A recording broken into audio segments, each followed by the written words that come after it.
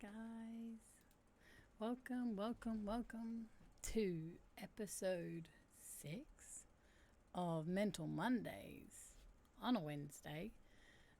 This week was a public holiday on Monday, so I have taken it upon myself to stream today to hold myself accountable. So I think these streams are super important, not just for me but for everyone. So I'm holding myself accountable, and here we are on a Wednesday doing our Mental Monday. I was just quickly gonna tweet it out and I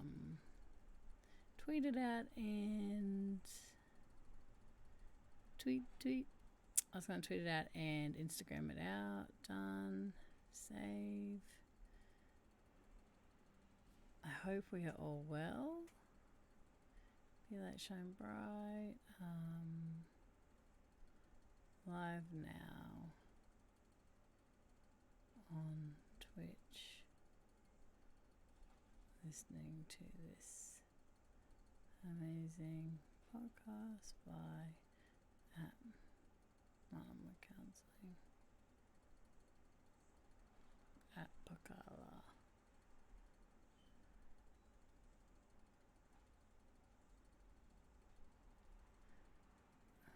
Live now on Twitch. Alright. Let's put the ears on. Put my ears on.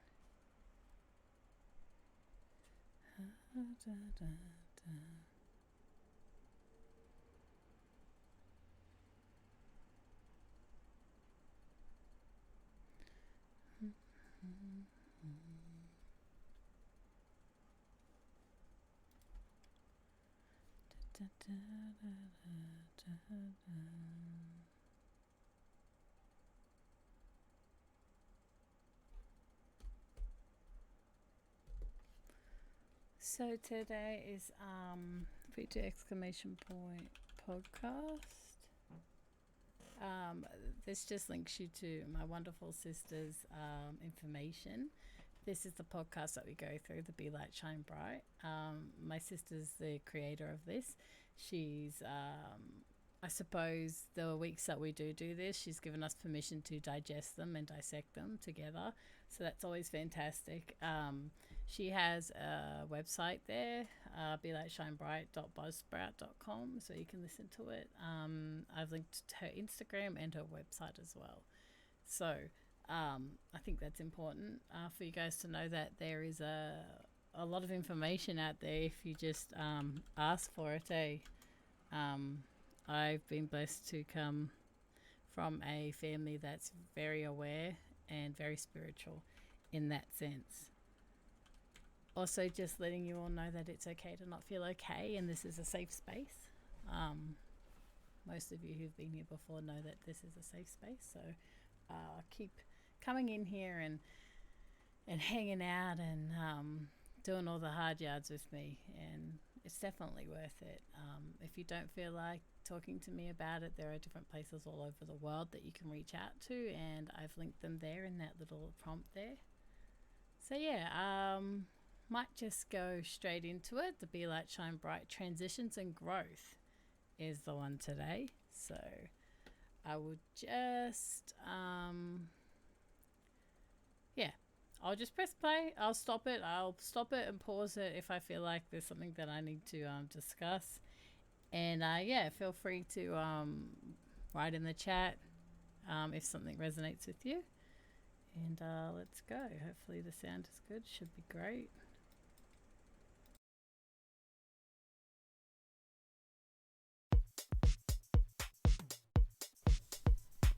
Hello everyone, and welcome to the Be Light, Shine Bright podcast. My name is Pokarlla Kiara, and I'll be your host. Here we discuss life and how the different facets of it can influence our mental health. We will talk about therapy, interventions, mental health, and life experiences. Remember, if you like it, feel free to give us a share and invite your friends and loved ones to listen. Hello. The topic I wanted to discuss with you in this podcast episode is transitions and growth. So, in this context, what I mean by the word transition is more akin to change and things like that. So, to start off with a definition of transition, the Oxford Dictionary defines transition as the process or period of changing from one state or condition to another. Similar words to transition are change, move, passage. In the context of music, transition talks about a momentary modulation from one key to another. When we talk about it from a physics perspective, a transition is a change of an atom, nucleus, electron, etc. from one quantum state to another with emission or absorption of radiation. Now, I wanted to talk about transition in the context of mental health and well-being. As you know, life is all about change. Life is all about growth and moving from one phase to another. We can look at the different phases and development stages of children growing up or human beings growing up. And we can also look at the different phases of things like the weather. We transition from one season into the other.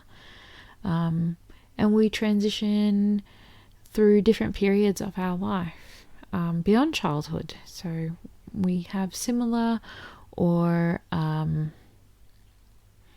different phases depending on where our life takes us and different transitions upon where our life takes us.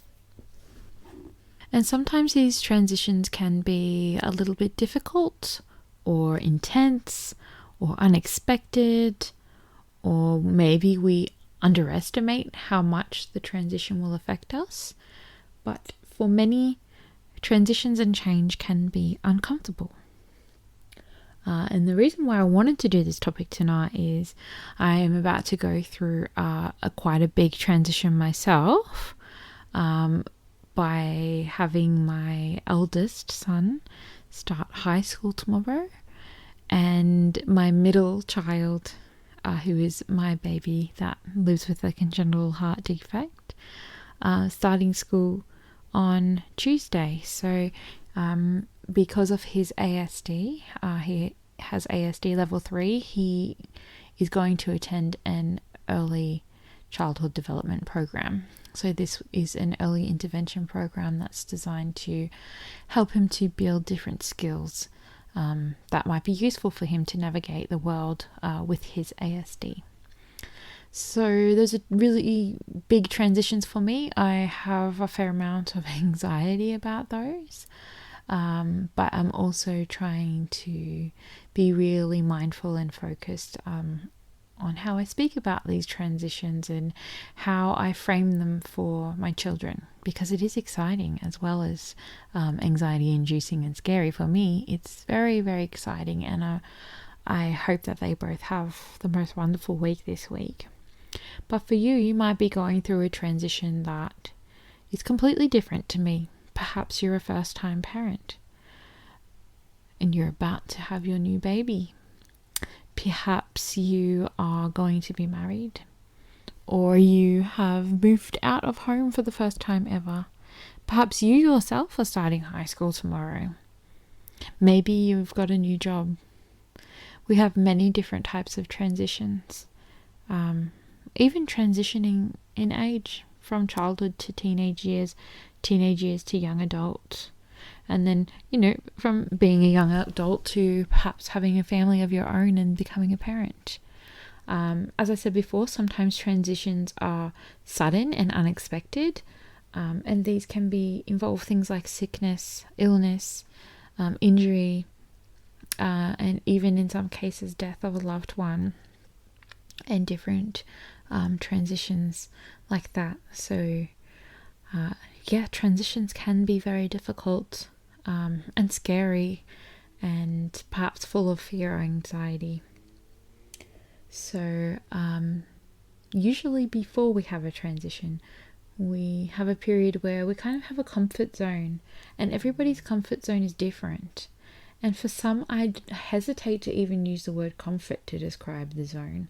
As sometimes we become really familiar and really comfortable with situations that are quite uncomfortable for others. So, and what I mean by this is perhaps people that have had childhoods where there has been abuse or neglect. Sometimes our comfort zone, or the thing we are comfortable with, is something that maybe should never have happened to us in the first place. So sometimes regular transitions can feel even more intense and scary, or very unpredictable, because we don't have a baseline that is safe, and our baseline is a bit skewed, and sometimes it takes a while for us to even realize that it is so skewed from the norm. So just stopping right there, for sure, what she says there really rings true for me. There was a point in my life where my baseline was a place of fear and a place of hurt, a place of pain. So that was my comfort. Getting out of that comfort was one of the hardest transitions of my life, but it did allow for so much growth, which I'm forever grateful for taking that step to push through that, to realize that the comfort zone that I lived in was not okay. Like my sister just said, it's not normal, but you do become conditioned to thinking that it's normal. If that makes sense. But yes, I completely I understand exactly what she said on that. It really does ring true for me. And I hope that makes sense, everything I just said now. But in the regular sense of the word, or words, comfort zone applies to a place where we feel comfy. We don't feel too much of a threat. And for the most part, we are quite content, or at least getting along pretty well. But sometimes it's not enough. Maybe we need something else, or we're searching for something else, or we want to push it a little bit more. Or sometimes we're totally happy in our comfort zone. But then along comes the catalyst, if you will, that causes us to need, want, or adapt with a transition. So for me, sometimes a comfort zone is a form of a cocoon. So sometimes these comfort zones are okay, but you think about them like you would a cocoon. We are protected from things, we are safe, but we're also a little bit restricted, and perhaps we haven't grown very much. We're not pushing ourselves, we're not spreading our wings, to continue the metaphor. So sometimes we need to break out of that cocoon and go forth and fly and see what it is that we can make of ourselves or our situation.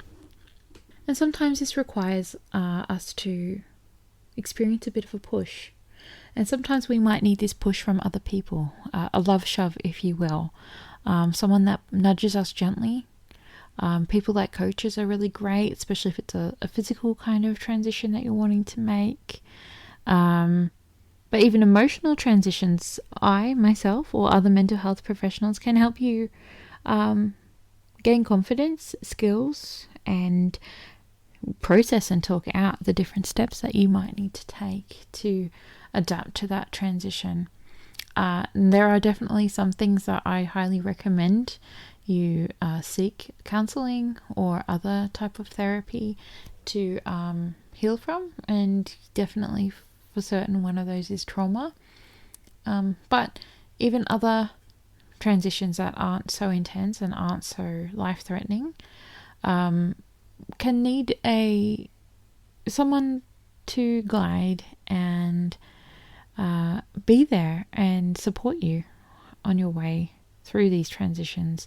Typical transitions that can be a bit overwhelming include moving house, securing new employment, getting married, starting a family, blending a family, breakups, divorces, separation from children, but even other transitions like stopping substance abuse, grief and loss, and other things as well. So there are many different ways we can push ourselves, but having the support from someone else is really great. Something that you might need to help push you is to kind of work with yourself being okay with taking a chance or a little bit of a risk, or pushing yourself more than you usually would for a different outcome. We cannot expect different results if we are doing the same old thing, so sometimes we need to try something new, and that can be scary and unfamiliar and a bit freaky sometimes. Sometimes we can do this by setting goals for ourselves. I like challenges. I like to keep myself accountable, but sometimes you can have an accountability buddy or someone that wants to do this with you or wants to tackle this transition with you. Often there are support groups of people who are facing similar transitions. The one that's coming to my mind for me is, becoming a member of a support group for fellow mums of children with heart defects. But there are many such examples, play groups for new mums, other type of support where only a select few kind of understand or would go through things like this. So even DV support groups, there's parent teacher kind of conferences, PNC meetings, things like that. There's lots of different supports out there, so I encourage you to look for group supports as well, to help you. Sometimes we might need to change a few aspects of our life for a transition. Perhaps we need to get healthy for some reason, but I encourage you to introspect and see where else you can make changes to make a transition easy as well. This is a short interruption to let you know that if you or a loved one is experiencing difficulty or is in need of more support, you can find me at MＡRAMACounselling.com. Be sure to check out the audio resources page also, where you'll have access to a number of free resources that will help you to feel relaxed. Be sure to take advantage of my 20-minute free initial session. I am also on Facebook, Instagram, and Twitter. Can't wait to work with you. Sometimes when we start out on a transition, we might have a block in place. And I'm talking about the type of transitions that we take upon ourselves to complete. So things like improving our income, perhaps going to things like university or school, even making the decision to try for a family can be a decision that you make with lots of thought behind it. But these kinds of transitions are great because we can kind of plan and goal set when we're working with transitions that we are guiding. So I encourage you to be very purposeful in your thinking. Think about your why. Think about why it is that you're doing something. Thinking about what it is that you want to achieve. Visualizing it can be really useful when going through a transition. I encourage you to listen to some of my previous podcasts. There are a few about living with purpose, a few about adjusting and readjusting, and these will also be good for transitions as well. Sometimes the blocks that we have in place need to be dissolved by us challenging our own thinking. So sometimes we have irrational thought patterns that have formed over time that aren't necessarily true, but are things that we've heard a lot or time and time again. or we may hear them so much, or we may tell ourselves these things so much that they start to become true or feel very true for us. But when we gently challenge things, we can see that sometimes these blocks are just maladaptive thoughts that we've kept locked inside our brain. So sometimes you may need help dissolving those blocks, and I suggest someone like myself, but other activities or things that you can do or look into, and I'm sure there's more than what I'm going to list, but things like hypnotherapy have been shown to help people overcome blocks or fears or worries. Things like neurocoding, holographic kinetics, and EFT, which is the emotional freedom technique. So that's where you tap. And I encourage you to look up EFT tapping techniques on YouTube. There's plenty of videos for you to look at and try and copy and follow along. But different tools like these are helpful when dissolving blocks or going through a period of transition. As I said before, sometimes it can be hard to strike out and make your path on your way to a transition period. It can be a little bit scary. The unknown can fill you with doubt or fear. But I encourage you to create little pockets of safety for yourself. So really feel into the types of things that make you feel safe. If you've had a problematic past, this might be a bit difficult, and things that work for other people may not work for you. I have listened to some trauma research lately that show that completing things in groups and working towards a cohesive goal can be really good for people who have had childhood abuse, trauma, or neglect. And really seeing that you can work with others towards something that is good and positive can help you to regain feelings of safety and trust. And I also encourage you to seek out therapy with someone that gels well with you. Usually you can know at the first meeting if someone is for you or not. I encourage you to just feel okay with that. If that person's not for you, try someone new. Please don't give up on the idea, because there are plenty of different practitioners who do different things that might help you.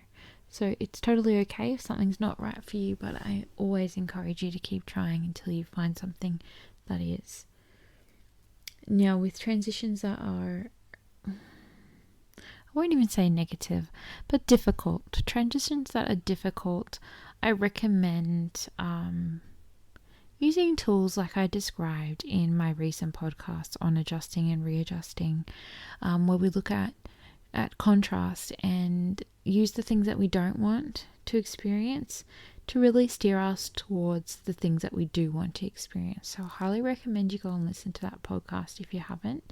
But the basic premise is that when there is something that we know that we really, really do not want, usually the direct opposite of that is the thing that we do want. And sometimes this can help us to get through transitions.